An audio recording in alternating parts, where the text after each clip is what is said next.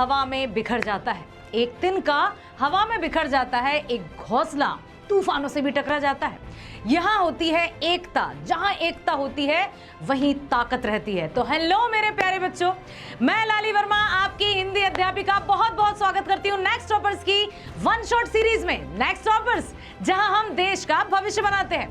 तो प्यारे बच्चों, लेकर आई हूँ आप ही की पाठ्य पुस्तिका अंतरा का पाठ 3, जिसका नाम है दीप अकेला, दूसरा है मैंने देखा एक बूंद।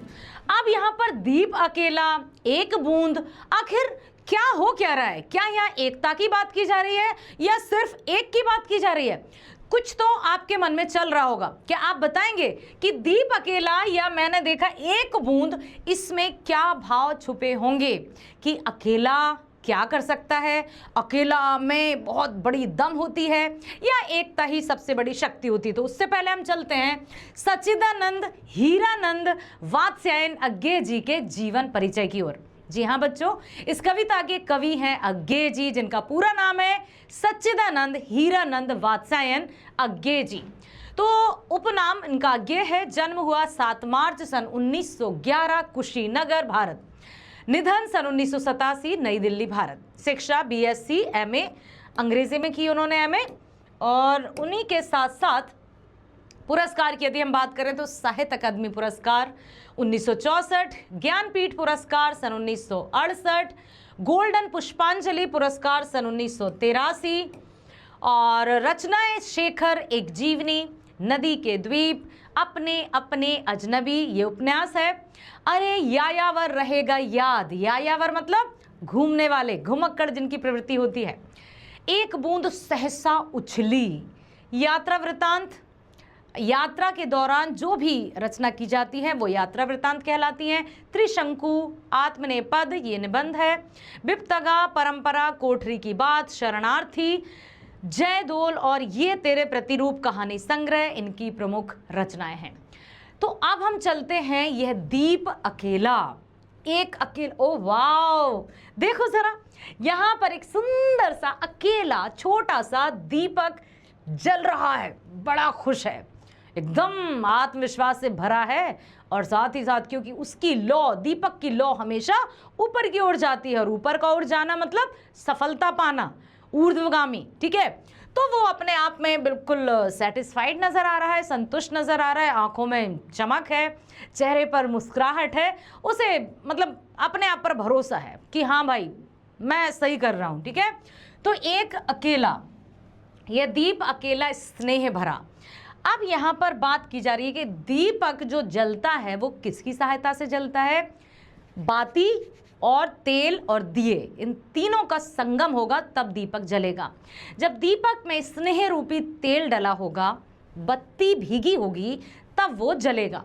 तो यह दीप अकेला स्नेह भरा, स्नेह भरा मतलब तेल को स्नेह रूपी माना है, प्रेम से भरा हुआ, प्रेम से भरा हुआ, ठीक है गर्व भरा मदमाता, है गर्व भरा मदमाता मतलब उसे खुद पर भरोसा है पूरी तरह से, पर इसको भी पंक्ति को दे दो। कवि क्या कहना चाहते हैं कि अकेला है, जल रहा है, उसको आत्मविश्वास है, या मतलब उसको पूरी तरह से वो अपने आप में मतलब क्या करें कि स्वाभिमानी कहें, आत्माभिमान कहें, ठीक है, आत्माभिमान, आत्माभिमान भी कह सकते हैं, ठीक है। इस तरह से गर्व मतलब थोड़ा सा यहाँ पर हम चलें तो गर्व मीन्स प्राउड होता है। यह जनगाता गीत जिन्हें फिर और कौन गाएगा? पंडुब्बा, पंडुब्बा मतलब होता है गोताखोर। गोताखोर कौन होते हैं? जो समुद्र से मोती चुरा कर लाते हैं। और पंडुब्बा मतलब जो गोताखोर होता है ना, गोताखोर मैं यहाँ पर लिख दूँ आपको और क्लियर हो जाएगा, गोताखोर, ठीक है। ये मोती सच्चे फिर कौन कृति लाएगा? जिस तरह से गोताखोर समुद्र में से मोती लाता है डूबकर, यह समिधा ऐसी आग हटीला बिरला सुलगाएगा। समिधा, समिधा होती है यज्ञ जो करते ना, पवित्र अग्नि, यज्ञ वाली, यज्ञ में यज्ञ की लकड़ी, समिधा यज्ञ है ना, यज्ञ समझ में आ रहा है बेटा? और अच्छे से लिख दूं, यज्ञ है, यज्ञ, यज्ञ, ठीक है। जो लकड़ी यज्ञ में प्रयोग की जाती है। तो ये समिधा है। ऐसी आग हठीली बिरला सुलगाएगा, ये अद्वितीय, मतलब उसके जैसा कोई दूसरा नहीं है मेरा, यह मैं स्वयं विसर्जित, यह दीप अकेला स्नेह भरा, यह गर्व भरा मदमाता, पर इसको भी पंक्ति को दे दो। अब यहाँ पर मतलब क्या बता रहे हैं कि एक अकेला बहुत सर्वशक्तिमान है, लेकिन जब एक एक एक एक करके सारे इकट्ठे हो जाएंगे तो कितना अच्छा होगा। तो यहाँ कविता में ये कहना चाहते हैं अज्ञे जी कि जब कोई एक दीप इतनी रोशनी कर सकता है और यदि इसी दीप को पंक्तिबद्ध कर दिया जाए, बहुत सारी पंक्ति में शामिल कर दिया जाए, तो सारा जग जगमगा उठेगा। ठीक व्यक्ति के लिए कहना चाहते हैं कि जब कोई व्यक्ति गुणी है ना, सर्वगुण संपन्न है, बहुत टैलेंटेड है, बुद्धिमान है, चतुर है, ज्ञानी है और मतलब प्रैक्टिकल नॉलेज भी भरपूर है, अब वो जो अब अकेले में इतना सक्षम है, जब इसी तरह से वो समाज में अपने आप को लाएगा, समाज का हिस्सा बनकर अपने गुणों को बिखेरेगा, तो वो समाज का भी तो बल बढ़ाएगा, उसका भी बल बढ़ेगा, सबके साथ रहकर उसका भी महत्व बढ़ेगा और समाज में भी वो सबको आलोकित करेगा, सबको ज्ञान देगा। एक छोटा सा एग्जाम्पल, जैसे मैं एक टीचर हूँ, ठीक है, मुझे हिंदी भाषा का मतलब ठीक ठाक थोड़ा बहुत ज्ञान है।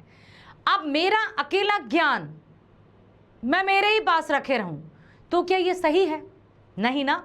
जब तक मैं अपनी जानकारी, अपना जो भी अब तक का छोटा सा जितना भी अर्जित ज्ञान है, जब मैं अपने विद्यार्थियों को दूंगी तो कितना अच्छा रहेगा। मतलब ये भी तो एक समाज सेवा ही है। तो जब हम अपने ज्ञान को, अपने टैलेंट को, अपनी अच्छाइयों को समाज के हित के लिए देंगे, समाज के हित के लिए हम आगे आएंगे, तो वो सबके लिए सार्वभौमिक होगा, सभी के लिए वो बहुत अच्छा होगा। यह मधु है, स्वयं काल की मौना का युग संचय, यह गोरस जीवन काम धेनु का अमृत पूत पय, यह अंकुर फोड़ धरा को रवि को तख्ता निर्भय। कहने का मतलब कि जो एक व्यक्ति है वो अपने आप में ही सर्वशक्तिमान है, लेकिन वही समाज का हिस्सा जब बनकर समाज के लिए कुछ कार्य करेगा तो वो सबको बहुत अच्छे से रोशन कर पाएगा। जैसे एक अकेला दिया जल रहा है, बहुत घने अंधकार को मिटाने के लिए एक दिए की रोशनी भी काफ़ी होती है, लेकिन सोचिए वही एक एक दिए की यदि कतार लगा दिया जाए तब तो फिर उजाला ही उजाला होगा, और उजाला ज्ञान का प्रतीक होता है। ठीक है, अंकुर, छोटा सा अंकुर धरती को फोड़कर बाहर आ जाता है। ठीक है, बिल्कुल निर्भयता के साथ, निडरता के साथ। यह प्रकृति स्वयं बहु ब्रह्म आयु, तो इसको भी शक्ति को दे दो, यह दीप अकेला। तो जो अकेला है, अब छोटा सा अंकुर है, जब वो भी बहुत सारे पेड़ ऐसे अंकुर अंकुर अंकुर करके पेड़ बन जाएंगे, प्रकृति को हरा भरा कर देंगे, तो ये दुनिया, ये प्रकृति कितनी अच्छी लगेगी। तो हम की भावना को यहाँ बताया है कि मैं नहीं, हम, एक अकेला नहीं, हम की भावना से हमें सोचना है कि मुझे ये करना है, मैं ये करना चाहता हूँ, लेकिन मैं का भाव नहीं, हम का भाव होगा तो हम अपने समाज को बहुत अच्छा कर पाएंगे। यह वह विश्वास नहीं जो अपनी लघुता में भी कांपा, वह पीड़ा जिसकी गहराई को स्वयं उसी ने नापा। कुत्सा अपमान अवज्ञा के धुंधियाते कड़ुए तम में, यह सदा द्रवित चिर जागरूक अनुरक्त नेत्र, उल्लंब बाहु यह चिर अखंड अपनापा, जिज्ञासु प्रबुद्ध सदा श्रद्धा में इसको भक्ति दे दो, यह दीप अकेला स्नेह भरा, यह गर्व भरा मदमाता, पर इसको भी पंक्ति को दे दो। यह वह विश्वास नहीं जो अपनी लघुता में भी कांपा। मतलब मनुष्य एक जो व्यक्ति है जो सर्वशक्तिमान है, उसके अंदर इतना सा विश्वास नहीं है कि छोटी मोटी परेशानियों के आने से वो डर जाए कि ओ नो नाउ तो आई कैन नॉट, है ना। कि जब कभी हमारे जीवन में परेशानियां आ जाए तो हम उन परेशानियों को इतना बड़ा नहीं मानेंगे कि कुछ करना ही छोड़ दें। स्टूडेंट लाइफ की यदि हम बात करें, एक टेस्ट हमने दिया, ठीक है, हमारे प्रैक्टिकल चल रहे हैं, हमारे टेस्ट चल रहे हैं, रिटन टेस्ट चल रहे हैं। यदि एक टेस्ट हमारा अच्छा नहीं गया तो क्या हम 12 छोड़कर भाग जाएंगे? कभी नहीं, क्योंकि हम, मतलब आप सर्वशक्तिमान हैं, आप बहुत अच्छे हैं। वह पीड़ा जिसकी गहराई को स्वयं उसी ने नापा, उसको दर्द हुआ क्योंकि उसको ऐसा लगा कि अरे यार ये मुझसे क्या हुआ, कुत्सा, अपमान, अवज्ञा के धुंधवाते। अब बहुत लोगों ने मुझ पर बहुत सारी मेरी निंदा की, मेरा अपमान किया, मुझे भला बुरा कहा कि अरे ये ऐसा, अरे वो वैसा। अरे छोड़ो, कुछ तो लोग कहेंगे, लोगों का काम है कहना, है ना। हम उनकी परवाह नहीं करेंगे कि लोग हमारे बारे में क्या कहते हैं। सबसे महत्वपूर्ण बात यह है कि हम अपने बारे में क्या सोचते हैं। हमें हमारा अपने आप पर जो भरोसा है वो हमेशा बना के रखना है। किसी के कारण या किसी के विचारों से हमें अपने विचारों का निर्माण नहीं करना है बच्चे। हमें पता है कि हु एम आई, मैं कौन हूं। तो फिर दुनिया या जो लोग हु आर दे, कौन है वो मुझे जज करने वाले। ठीक है, ये सदा द्रवित चिर जागरूक अनुरक्त उल्लंब बाहु या चिर अखंड अपनापा, जिज्ञासु, जानने की इच्छा रखने वाला, प्रबुद्ध, बुद्धिमान, समझदार, सदा श्रद्धामय। मुझे पता है कि मैं विनम्र हूँ, मुझे पता है कि मैं बुद्धिमान हूँ, मुझे पता है कि मुझे हर एक नए नए जानकारी लेने की मतलब जिज्ञासा है। इसको भी भक्ति को दे दो। यह दीप अकेला स्नेह भरा, प्रेम से भरा हुआ है। सब कुछ मेरे अंदर है, मेरे अंदर अच्छाई है, मानवता है, सच्चाई है, परोपकार है, दया है, करुणा है, ममता है, बल है, बुद्धि है, हाँ, एकता का भाव है। तो फिर कौन मुझे परास्त कर सकता है? अरे कोई नहीं। मैं तो वो हूँ जो पहाड़ को भी काट सकता हूँ, उसमें से भी रास्ता निकाल सकता हूँ। ठीक है, जिस चट्टान पर मैं अपना पांव पटक दूं ना, पानी ला सकता हूँ। एक वो अपने आप पर भरोसा रखना है हमें। दुनिया के कहने के अनुसार हमें अपने विचारों को फ्रेम नहीं करना है बेटा। ठीक है, अपने आप पर भरोसा रख के आगे बढ़ना है। अब देखिए, अच्छे से सुनिए। कहते हैं कि स्नेह भरा है, गर्व से भरा है, मदमाता है, लेकिन अकेला है। अहंकार का मद हमें अपनों से अलग कर देता है। कवि अकेले दीप को पंक्ति में शामिल करने के लिए कह रहे हैं कि जब हम पंक्ति में शामिल हो जाएंगे तो हमारी सार्थकता और भी बढ़ जाएगी। सब कुछ है, सारे गुण है, शक्तियाँ हैं, सत्ता भी कम नहीं है, फिर भी पंक्ति की तुलना में वह तो अकेला है ना। जो एक बहुत सारी पंक्ति में दीपक जल रहे हैं उनकी रोशनी ज़्यादा है, एक अकेला दीप जल रहा है उसकी रोशनी उनसे तो कम है ना। तो क्यों ना हम एकता के भाव के साथ ही अपना काम करें। दीप का पंक्ति समूह विलय ही उसकी ताकत, उसकी सत्ता को बढ़ाता है। जब एक दीपक पंक्ति में शामिल हो जाता है तो उसकी ताकत और उसकी सत्ता का सार्वभौमीकरण है, मतलब उसको बढ़ाता है सभी। उसके लक्ष्य उद्देश्य का सर्वव्यापीकरण है। ठीक यही स्थिति मनुष्य की है। जैसे सब कुछ है, सर्वशक्तिमान है, सर्वगुण संपन्न है, फिर भी समाज में उसका विलय, समाज के साथ उसकी अंतरंगता के समाज मजबूत होगा, क्योंकि मनुष्य आफ्टर ऑल है तो समाज का ही सामाजिक प्राणी। इस कविता के माध्यम से अज्ञे ने व्यक्तिगत सत्ता को सामाजिक सत्ता, इसको आप अच्छे से देखो कि अज्ञे जी ने क्या बताया है। व्यक्तिगत सत्ता को सामाजिक सत्ता, व्यक्तिगत सत्ता को सामाजिक सत्ता के साथ जोड़ने पर बल दिया है। ठीक है, कि व्यक्तिगत नहीं, हमें सामाजिक रूप से सोचना होगा। अब चलते हैं, मैंने देखा एक बूंद। यार एक बूंद कैसे होगा? नदी है, तालाब है, बरसात है, समुद्र है, एक बूंद कहाँ से उछला? सागर से। क्या उस एक बूंद का कोई महत्व है? क्या वो एक बूंद हमेशा के लिए एक बूंद बना रह सकता है? उस एक बूंद का अस्तित्व कितने समय तक है? सोचो, कुछ ही पल के लिए, क्योंकि वो उछला, तुरंत उसको लगा कि अरे वाह, मैं हूं, मेरा भी अस्तित्व है, लेकिन पलक झपकते ही वो फिर गिर गया, फूट गया, टूट गया। अकेले में उसका कोई अस्तित्व नहीं, क्योंकि वो सागर का पार्ट है, जैसे मनुष्य समाज का पार्ट है ना, हिस्सा है ना। तो देखो, मैंने देखा एक बूंद सहसा उछली सागर के झाग से, रंग गई क्षण भर ढलते सूरज की आग से। बिल्कुल जैसे ही निकला तो उसको लगा कि वाह, मैं तो सूरज की तरह चमक रहा हूँ, कितना सुंदर हूँ। मुझको दिख गया सूने विराट के सम्मुख हर आलोक छुपा, अपनापन है उन्मोचन नश्वरता के दाग से।